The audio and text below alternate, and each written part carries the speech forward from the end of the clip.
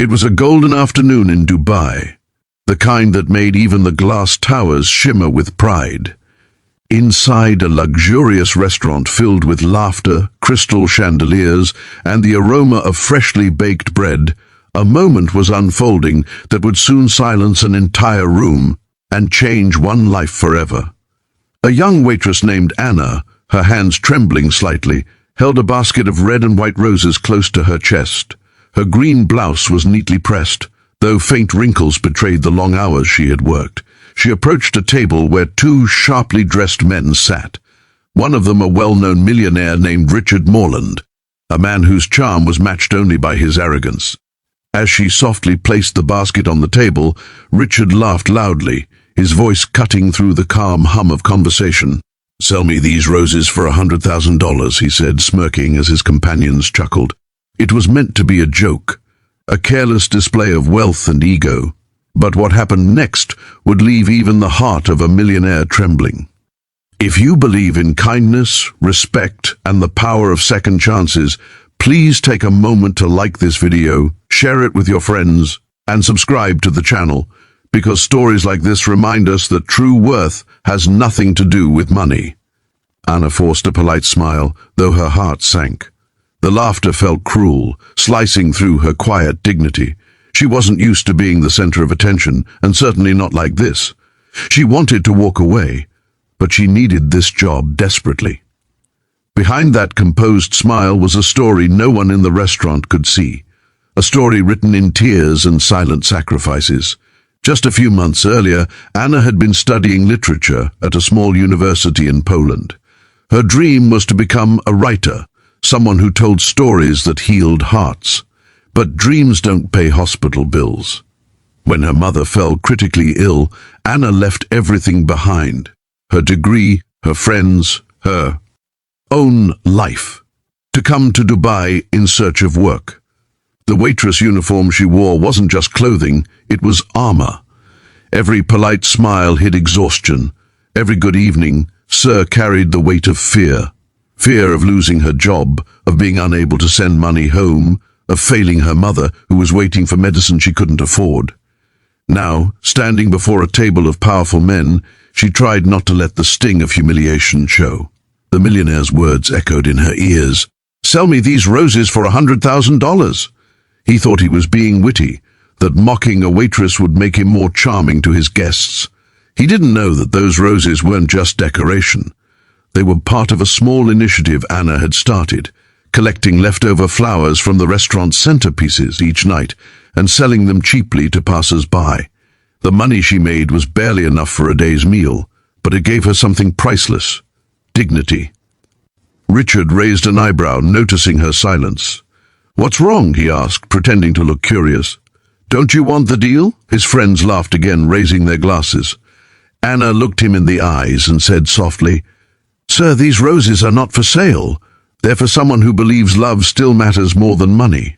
Her words were gentle, but there was a strength in them that silenced even the laughter around her. Richard smirked, but found himself oddly unsettled. There was something about the way she said it. Not defensive, not angry, just true. Later that evening, as the restaurant quieted down, Richard found himself thinking about the waitress's words. He had made his fortune in real estate, turning empty lands into luxury estates, and he believed money could buy everything: loyalty, respect, admiration. But for the first time in years, he felt something unfamiliar: discomfort. He noticed how Anna worked tirelessly, moving from table to table, never once losing her calm, even when a guest snapped their fingers. Impatiently, she responded with a smile. He had seen many people pretend for money, but this woman, she carried something different. When the dinner ended, most guests left, leaving behind expensive colognes and half-empty wine glasses. But Richard stayed. He waited until Anna came to clear his table. "I wasn't serious earlier," he said, his tone softer now.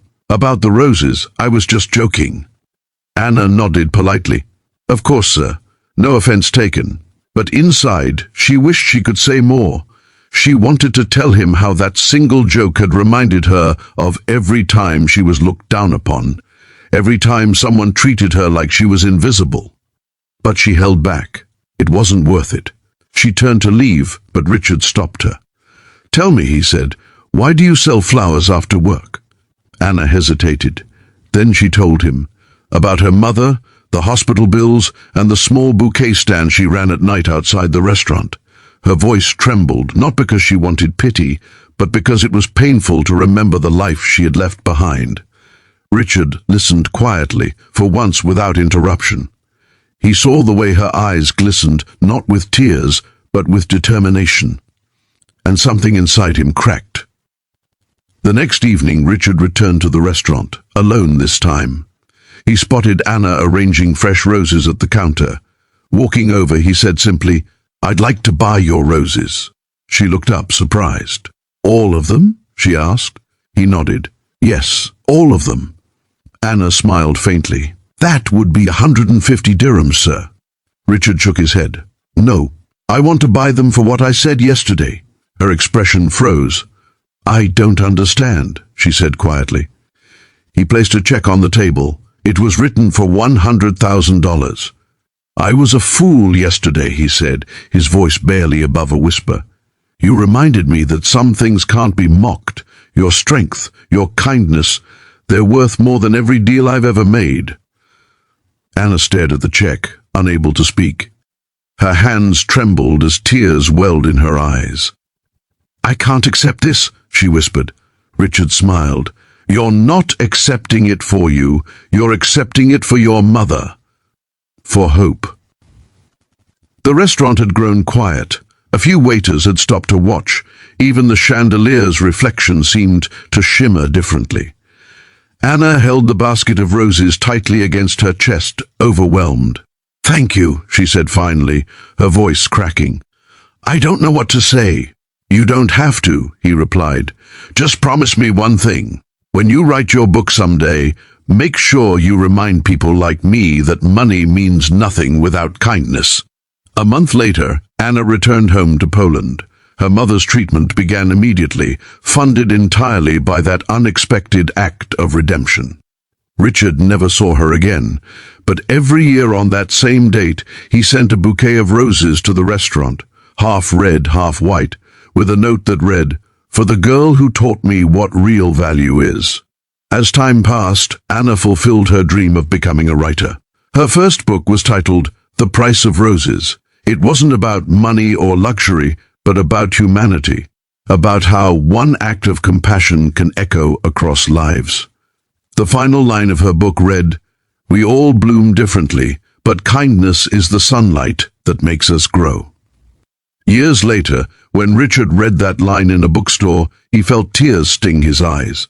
He realized he hadn't just bought a basket of roses that night, he had bought back his own lost humanity. If this story touched your heart, please take a moment to like, comment, and share it, because someone out there might need to be reminded that one small act of kindness can change everything.